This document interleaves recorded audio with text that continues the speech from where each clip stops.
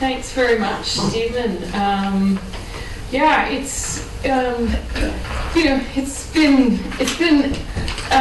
been great, I think, and a super opportunity for us to try and I think do something longer and more coherent and more sustained, really, in terms of trying to just talk to people about local history in a little bit, and try and take a little bit different approach, in the sense that what we were trying to do with the lectures wasn't so much just tell you a story. It was about trying to give you a skill and to help you embark on your own project. So it would be fantastic if, as a result of the lectures, that you've gotten some ideas and were thinking about working on a project of your own. So I certainly hope that you think about taking up something, although the lecture today is probably not the best one to have ended with, because I've never worked as hard on a lecture in such a concentrated period as I have for this one. So let's find out a bit about why that is, really. Now, the first thing I want to do is I want to get you to speak to the person next to you, or someone nearby to you, and simply ask each other the question, what is a family? Okay, so what constitutes a family? What defines a family? What do we consider a family to be? Okay? So just take like 30 seconds to do that. Just look at the person next to you or near to you and just whisper. And if you're all by yourself, it's totally fine. You can just you can whisper to yourself and no one will mind. It's a silent conversation, isn't it? Conversation with somebody you like.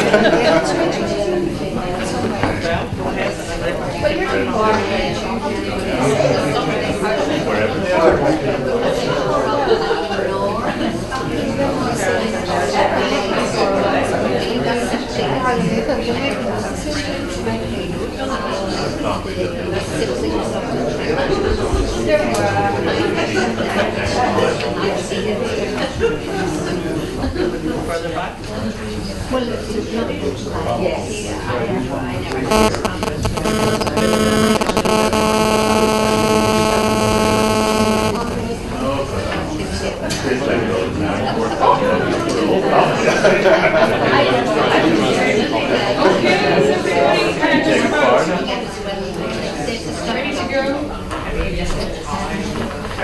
Okay, now again, at the risk of embarrassing you all over again, does anybody want to shout out what they thought or what their suggestions are about what constitutes a family?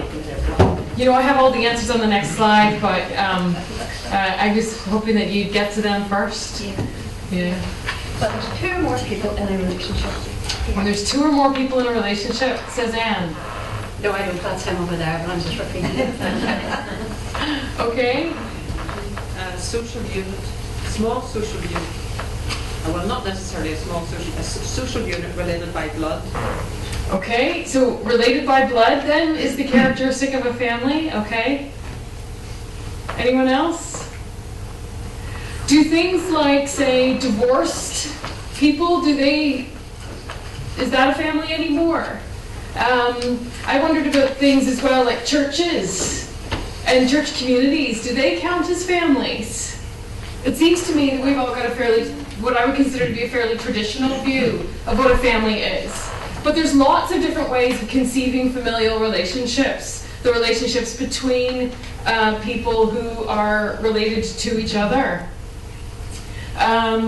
And there could be lots of different ways in which people who are unrelated to each other can live together.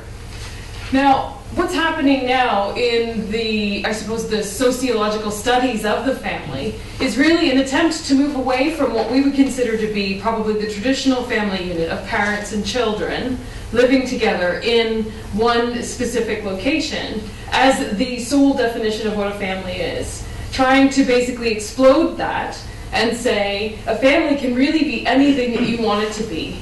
Okay? What's usually same-sex relationships? You know, technically, you know, can that be a family? Well, you know, some people would have said no in the past. But obviously nowadays we would want to include same-sex relationships as familial relationships. So in essence, what sociologists and social policy people are saying is that a family is really what you define it. Do you feel that your membership of the ancient order of foresters is your most important and significant relationship in your life? Well, then they could potentially be your family, okay? And so what sociologists do is, instead of using the word family to define units that they want to study, is that they talk about the household instead. And then the definition then becomes living in that one location, okay? So you're really talking then that a household can encompass people who are related to each other, okay, or kin, as the expression is, or people who are non-kin, okay? So students in a house is a household of non-kin relationships, okay? And then, but living with your granny, well, that's a kin-based relationship, all right? Married with your children, like me, I am the classic nuclear family, okay? Me, my husband, and my son, and then my younger daughter, okay? So we are the classic nuclear family. If my mom and dad decided to come and live with us, God help me, then we would become an extended family. Okay, we'll talk a bit more about that in a second. Okay, so really what we're talking about when we talk about this kind of family history is we are talking about households. Okay? Now, when I talk about, when we talk about tonight about doing family history, we're not talking about a couple of things. Okay, so the first thing that I'm not going to be talking about is genealogy. Because the family history that I'm talking about isn't about a single family. And it's not about telling the story of a single family, as interesting as so many of those stories actually are. What the family history I'm talking about doing tonight is really about the many individual stories of all of the different families who live in a particular area, and what that can tell us about how people lived in the past. What that can tell us about the way families operated and how the social environment operated in the past, what people's culture was.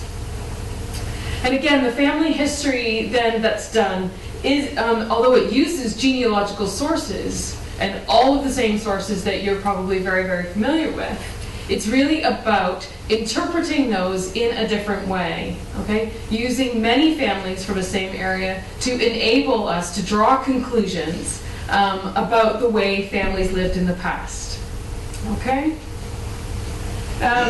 So, for example, how many people here would have been raised in a family where there was some kind of, let's say first of all, nicknames? That you had family nicknames for people, and that the family all knew what those were. Okay? I've got 3 hands, 4, 5 hands, 6. Oh, okay. Okay, so we've got family nicknames is one. What about, does anybody here have like special words for things? Sorry, I'm trying to, in my family, when we all did a group family hug when we were little, that was called a bunchel. Right? So, maybe like words, okay? No, so I'm the only one who has a bunchel then, which is unsurprising. What about something like habits or customs, say around Christmas, that have to be followed every year, that everybody in the family would know about? I see nodding heads. Okay? So clearly everybody has certain customs and aspects of culture which are associated with their family. So what family historians, or I'm trying to avoid the word that we'll be coming to in a minute, what these sorts of family historians are trying to identify these sorts of habits and customs and cultures, as well as wider social practices, in order to try and tell the story about how families lived in the past. Okay? So what you can see is that these family historians really are looking at the collective experience of many families or households. And really what this study is called, using the fancy academic word, is demography, or population studies. So what demographers do is that they're interested in charting what happens to populations.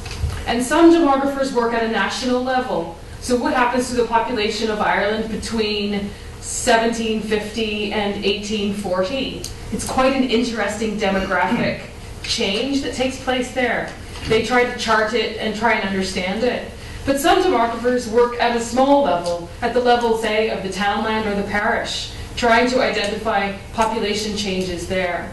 And this study all became very, very popular in the 1970s with the group of English local historians who formed the Cambridge Centre for Local History and the study of population, or CAMPOP as it became known. And they developed a lot of the methodologies, the way of studying population at that time that many people still continue to use today. And they come up with a lot of the ideas about how we think about the family in Britain and Ireland. And what's happened since then, though, is that more historians have become interested in the way that the family interacts with other aspects of society. So, for example, in Ireland, the study of family history, in this sense that I'm talking about here now, has really not really taken off until quite recently. And it's only been, say, within the last 10 years that there has been a growing interest in the early years of the Irish Free State, the Republic of Ireland. And particularly looking at the way the dominance of, say, of Catholic society shaped the way family was understood, how it shaped the role of women, for example. And so a number of historians have looked at the legislation which the Irish government produced, say, in the years between 1822 and the 1850s, trying to argue that this legislation had a very negative impact on women's participation in the labor market. Okay? So there was an actual specific phrase in the Irish Constitution, they argue, which gave a special role to women in the home. And they argued then that this made it very difficult for women to work in the early Irish state. Okay, so what they're doing there is looking at government policy and legislation and the way then that influences family behavior and the behavior of women in a given society. And this has been quite popular. There's been lots of studies, probably because people have kind of feel that they've maybe come out of a very repressive childhood, or they remember their grandmother talking about not being able to exercise her opportunities in the way she would have liked. And so lots of people are now sort of studying this, the 1920s and the 1930s in Ireland from a cultural perspective, and looking at the way in which the Cumann na nGaedheal and later on the Fianna Fáil government tried to kind of control the environment of the family and things. So that's been very, very active and things. And what these historians, and particularly demographers, are interested really in when they're doing their studies is looking at this notion of typicality. How typical is my group, okay, or to use a math term, my set, okay, the number of people in my group that I'm looking at. How typical is a certain behavior? How typical is it for adult men to live at home with their mothers until they're 65 or until they're older? Okay? How typical is it for a granny to live with her married son and his family? How typical is it for people to have family sizes of 7 or more children? Okay, these sorts of questions. So they're interested in typicality. But on the other end of the line, they're also interested in things that aren't typical, things that are unusual too. So you're interested in what's happening at either end of that typicality spectrum. Okay, what about an outlier? Oh, I found 4 families that are headed by widows. How interesting. Why is there this little cluster of widows operating here? Where did that come from?